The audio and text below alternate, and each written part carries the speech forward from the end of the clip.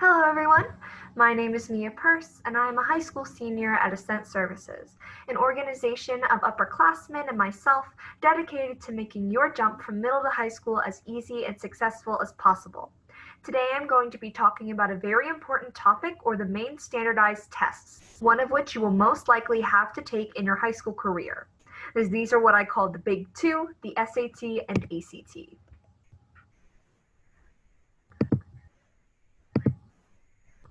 So what exactly are these tests and why should you take them? The Scholastic Aptitude Test and the American College Test, commonly referred to as the SAT and ACT, are a multi-hour series of tests in different core subjects, mainly English, grammar, comprehension and analysis, and math. These tests provide a standard measure of academic success between students across the country that are from schools of different curriculums or difficulty levels.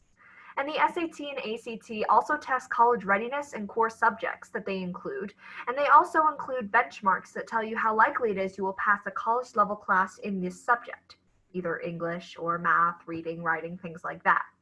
There are several reasons you should take these tests, and one is colleges. Most colleges will require your SAT or ACT score in the college admissions process to gauge how you compare to other applicants from different schools, areas, or countries. College admissions officers may also look at specific test scores to see if you're a good fit for what you plan to major in or the school in general. For example, an engineering school may more highly consider your math score than your English scores. This doesn't mean you shouldn't try or prepare for the other sections, however. Schools look at all scores. Schools may also use your score to see if you qualify for scholarships or a higher placement in a college course, meaning a regular college course or an accelerated one. Some schools have more recently, due to the pandemic or due to a new holistic approach to college admissions, become test optional in the past few years, which means they do not require the submission of the ACT, SAT, or any other standardized tests. Make sure to read to see if your scores will be considered if you submit them, or if there are any penalties for not submitting your scores. In addition, reporting your score to colleges can give them a chance to find you and for you to learn about potential schools you may not have heard of before. Sorry about that. Colleges do this if you give your email or other contact information on the identification form filled out before the test, and check a box that states that colleges can contact you through this email, address, etc. Colleges from across the nation will send you resources such as college guides, summer college, credit programs, scholarship opportunities, and more. For me, Meredith College, a school in Raleigh, North Carolina, has sent me all of these things, including information about webinars that they and other colleges have been holding to give students an insight into what college admissions will look like from the inside, even during COVID. Private scholarship companies or competitions may also require submissions of your SAT and ACT score to apply for the scholarships they are offering as well. Taking either of these tests will give you information on your strengths and weaknesses in certain subjects, which can inform your decision on whether or not to take a higher level class or even AP class in that subject. For example, when I got a 35 on the English section of the ACT, I decided to take AP English Language and Composition, confident I could do well. These tests can also serve as benchmarks for certain college level programs if you haven't taken a required course or didn't pass it. These benchmarks also determine if you're ready to take and pass classes in that subject at a college level. So the big question a lot of people have is which test should I take, the SAT or ACT? There's no right answer because it's really different and subjective for everyone.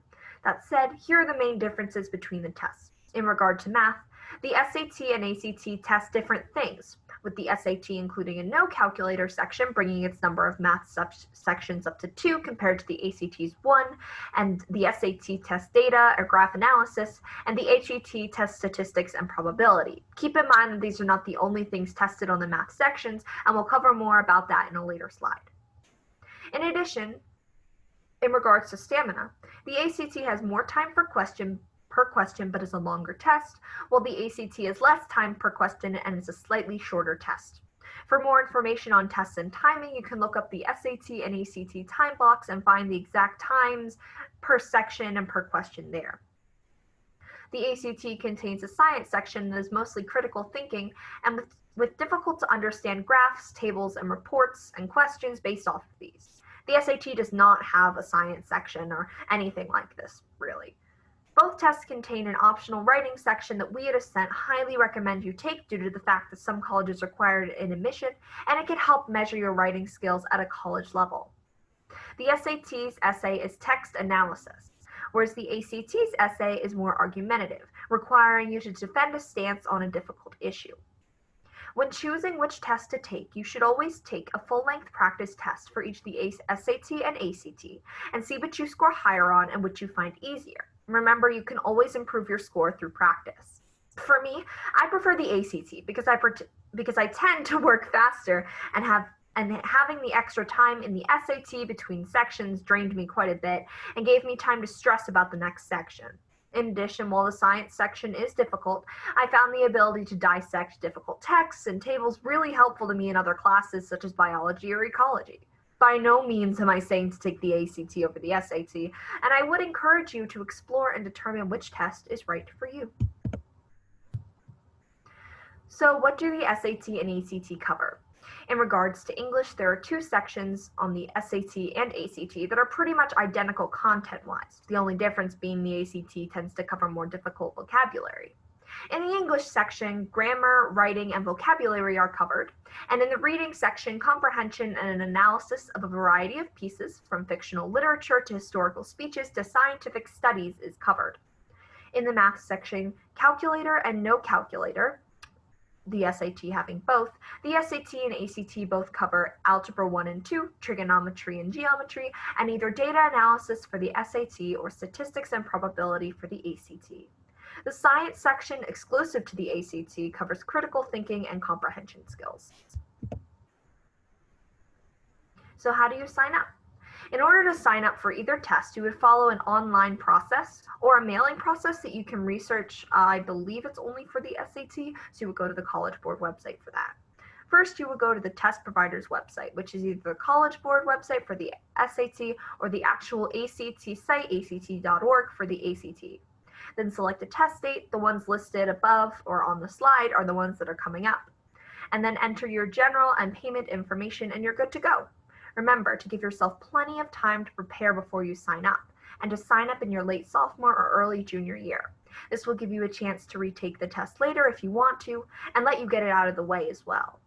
When you enter your general info, make sure that to enter it correctly and not to give a false email address, phone number, or address, anything like that. This information is how colleges will contact you and how test scores and reports will be sent out. Just as a side note, you will take these tests with a different group of people than you know at your school, and most likely in a different high school location unless your school is specifically giving this test, like school sponsored. And even then, you'll probably be with people that aren't in any of your classes. Keep hitting my table. So you've signed up for a test date and now it's time to prepare. So there are lots of different ways to do this, but these are the ones that we at Ascent would recommend. The first is to take full-length practice tests. These help not only to train you for the content and the questions, but for the stamina you need to take the test.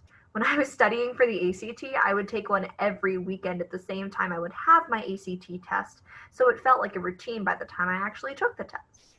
These practice tests can be found online, in practice books, and on the official testing websites. There are also online and in-person classes and tutoring available through places such as Kaplan, Princeton Review, Prep Scholar, or Khan Academy. Khan Academy is free. Classes can often be expensive and tutoring even more so, but they can give you a classroom experience and specialized attention when you are learning, which a lot of people can find advantageous.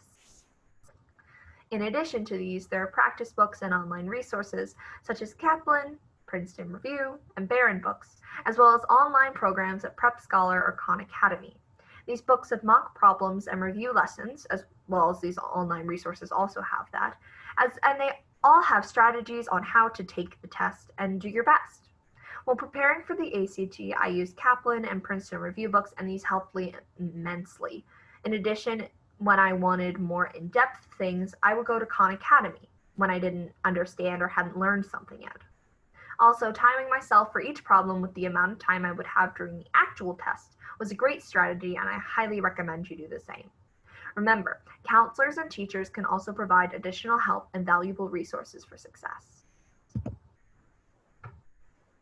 When you're at the test, or even in the coming days, especially the day before or the night before, make sure to do the following.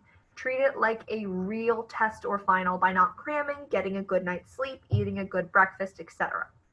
Some tips from all of us for standardized tests specifically is to get there early. Lines to get in are crazy. Have all of your testing material ready when you get to the door, and make sure you have everything you need for the test set out the night before, and double check you have everything before you leave the house. You won't be allowed in if you're late or if you don't have everything that you need. Also, bring snacks to fuel your brain during breaks. Some example of these could be dried fruit and nuts, and these are always my go-to.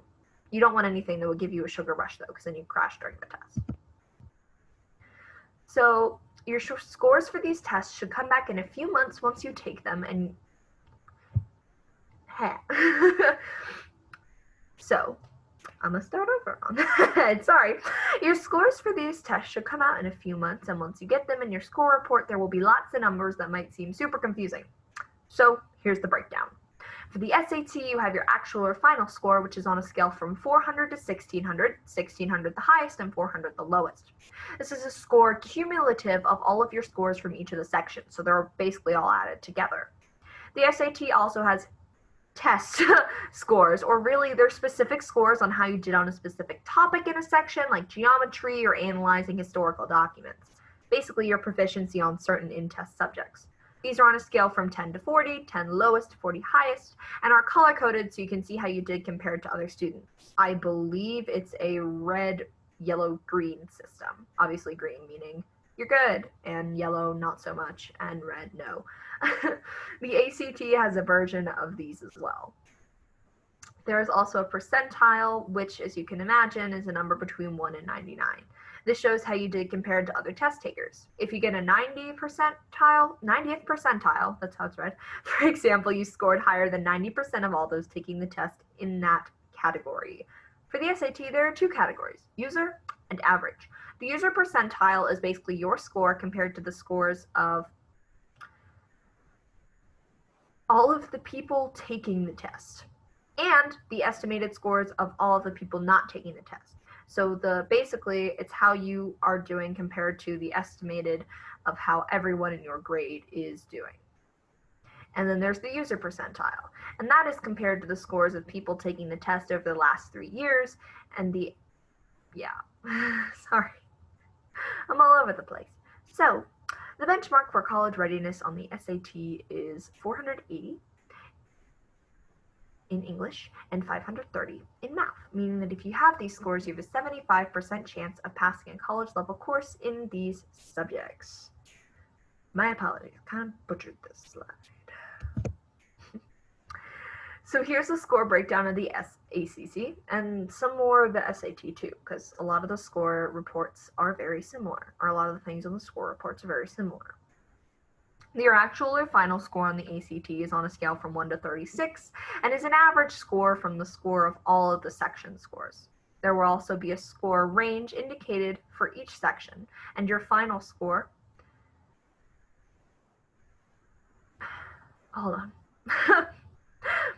there will also be a score range indicated for each section and your final score, and these are the scores you might get if you took the test another day. The SAT also has this.